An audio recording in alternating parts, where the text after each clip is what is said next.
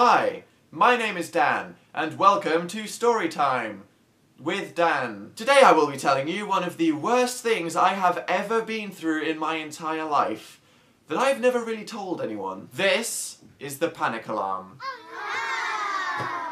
Some of you guys will know that I had two jobs as a teenager that I wasn't that good at. Now, my first job was at a DIY store that I eventually got fired from, but there was one very serious incident that definitely contributed towards me getting fired. Now, at the store that was all about building and plumbing and power tools, the managers could see how much I knew about all that stuff, so they basically gave me all the jobs that a duck with no eyes could probably do. Alright, Jenny and Tom, you get the forklift and move the barrels of acid into the warehouse. I want to help. No, I have a very important job for you, Dan. Really? Yes, you should dust the checkouts.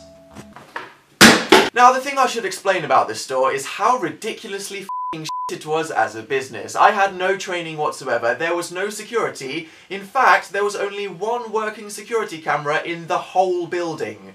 And it was pointed at the chocolate bars by the welcome desk. And it was in black and white. And no one looked at the screen, and it didn't even record anything. Right, so I was just dusting away like Snow White, except I'd probably get slapped if I started whistling, when I looked under the desk and saw a big red button.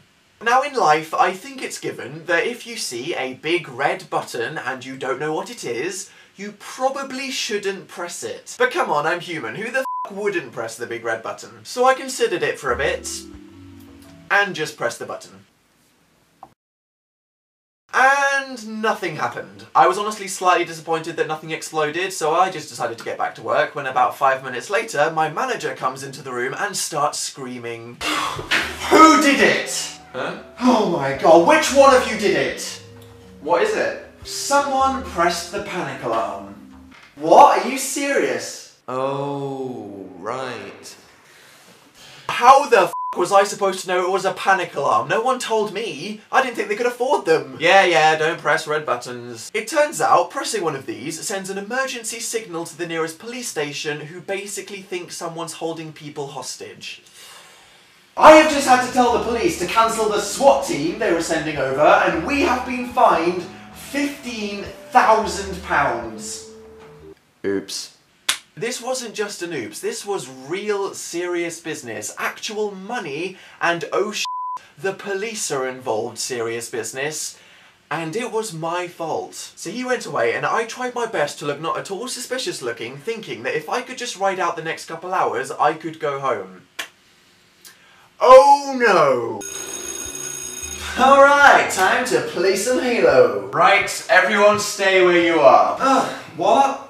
No one is leaving until the person admits they pressed the alarm. Crap. Now this is the moment when any normal human being with a brain that isn't cripplingly awkward would probably just say, okay, I think it might have been me, it was an accident though. I mean, no one told me that we had panic alarms, so I must have just, you know, brushed against it accidentally. Oh, well that's understandable, no one's really at fault then. Let's all join hands and run into the sunset.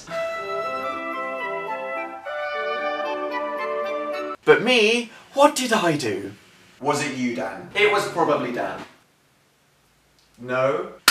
And this is when it all went very downhill. Can't we go? It's Friday night. Nope, you're all in shutdown. This is Guantanamo Bay, motherfuckers, and no one's leaving until the disgusting, lying, cheating scumbag that pressed that button admits to their horrific crime.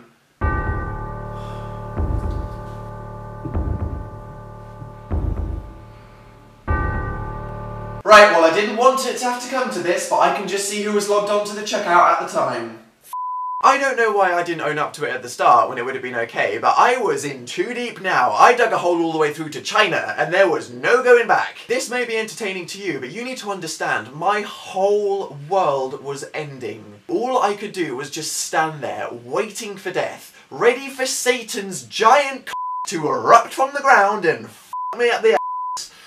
It was a bit weird. It wasn't the thought of what my manager would do to me or losing my job that I was afraid of. It was just the inevitable disappointment of my friends, that moment when they'd all realise it was me and just turn around and look at me. you know? Thus proceeded the longest 10 seconds of my entire life. Right! Finally, we can find out who did it.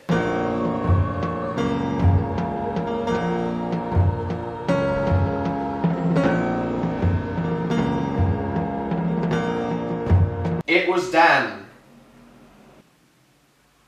Silence, and all the eyes turn to me. World implodes. I don't have time to feel embarrassed or sad because I'm too busy devouring myself inwards into a vortex of agony. At that moment, I just wanted the universe to delete itself. Now, my friends weren't really angry or at all irritated like I thought. They just looked more sad, almost as if they pitied me just for being so awkward.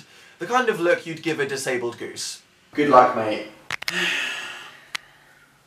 Yeah, you can probably imagine the following conversation I had with my manager, but this was when a ray of light shone through the clouds. There was an old lady, about 82, who was just stood there holding the keys, and out of nowhere she just said, "Oh, I was on that checkout earlier actually, and I've accidentally hit the bottom with my knee." I knew I pressed the button, but at this point I had no problem whatsoever throwing her under the bus. Yes, that would explain it. Completely. Oh, yeah.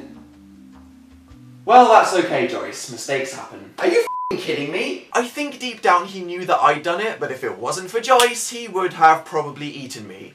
Literally. Or just stapled me to the wall and covered me with bird food, I don't know. So then I merrily skipped home and spent the next 3 hours doing this. And there we go. That is how I successfully exploited an elderly woman into getting me out of a terrible, terrible spiral of lies. The end.